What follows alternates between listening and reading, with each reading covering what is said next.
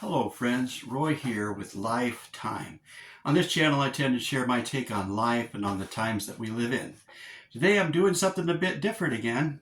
I've written stories in the past or written at stories in the past, and I've started another one, and I'd like to share this with you, a chapter at a time. This is called Severe Weather Ahead. Chapter 1. And sitting on his front porch and looking out across the peaceful neighborhood, it was hard to imagine the storm was coming. The weatherman said it was coming. Warning of severe weather ahead headed our direction. Being new to Oklahoma, Jim, officially James Marcus Hansen, was going to take him at his word. If the town siren sounded, he would be making quick use of the church's next door basement. Since Jim was the new pastor, he had the keys to do so. He wondered how many others might seek refuge there. Soon Jim got up and put the mower back in the shed. The lawn had not been mowed for a while, but it looked nice now. He had cut it a little high to save wear and tear on the mower, so he would have to mow it again soon. But it no longer looked like a hayfield anyway.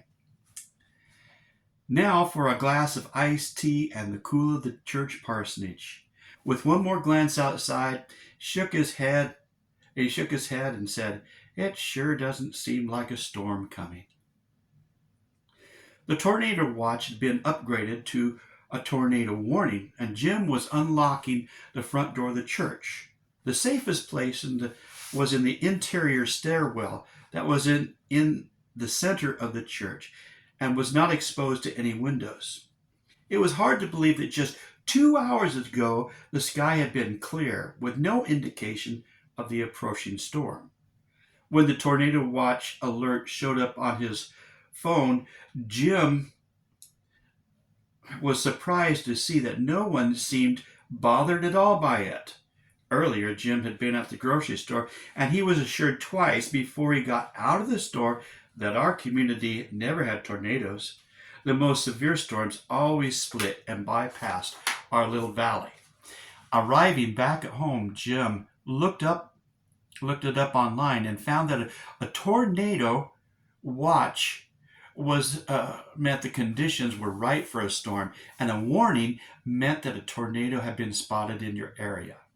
Now he was looking out the front door of the church, and there were people in the street. Jim saw a couple of grade school kids riding scooters on the sidewalk.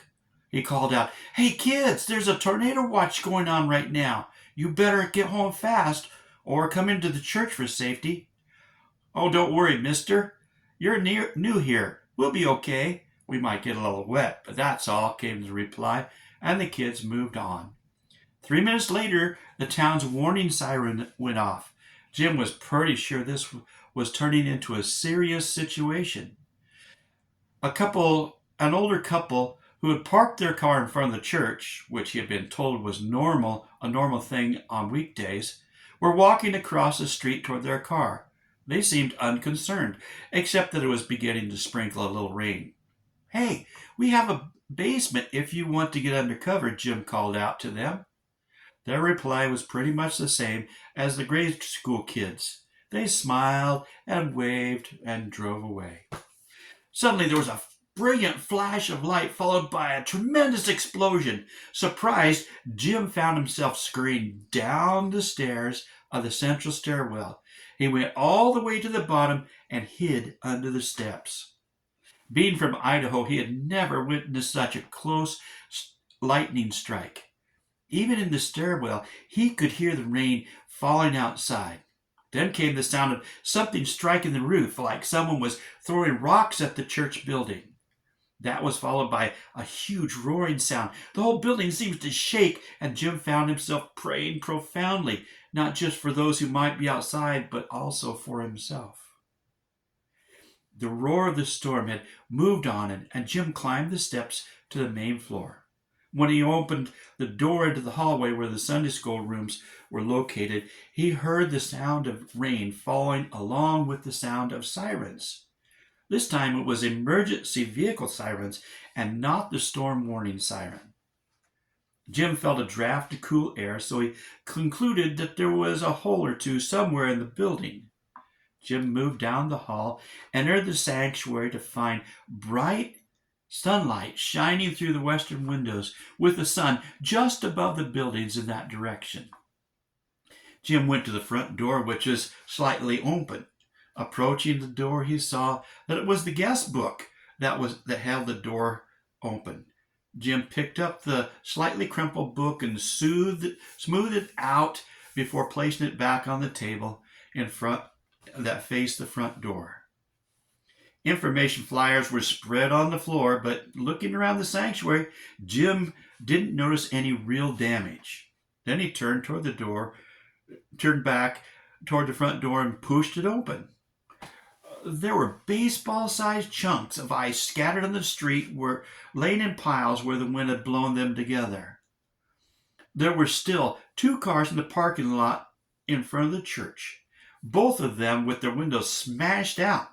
Jim moved toward the cars and was stunned to see that someone was sitting in the driver's seat of the second car. A quick check showed that the man inside was unconscious but still alive. With shaking hands, Jim called 911. After a longer than expected wait, the dispatcher's voice was finally heard. Explaining the situation that he found, Jim was assured that paramedics would be on the scene as quickly as possible. It was 20 minutes before the ambulance pulled up in front of the building. Jim had retrieved a blanket from his house and removed most of the ice and glass from around the man and wrapped the blanket around him. The man had not regained consciousness during that wait. The paramedic that worked on the man explained that the injured man would have to be transported out of town because our little hospital had taken pretty severe damage in the storm. As Jim walked back toward the parsonage, he suddenly heard a mournful cry of great anguish coming from down the street. He ran toward the sound and found a house with one side ripped to shreds and the roof partly gone and partly caved in. The front door seemed to have been blown off, leaving a gaping hole. The terrifying cry of despair came from within the house. Jim called out from where the door should have been, but there was no answer, just the mournful cry. Jim moved into the room, and in the kitchen area he found the source of despair. A young woman, covered with blood, was holding a young child who clearly had not survived the storm. Jim pulled out his phone and again called 911. At the conclusion of the call, the woman seemed to finally realize she was not alone in the room. She looked up at Jim with a blood-smeared face, with puffy red eyes filled with tears. If we'd only paid attention to the warnings. Then she began to sob and moan again. Well, that's the end of chapter 1. I will plan on posting chapter 2 in 3 or 4 days. Well, God bless you. You have a great day.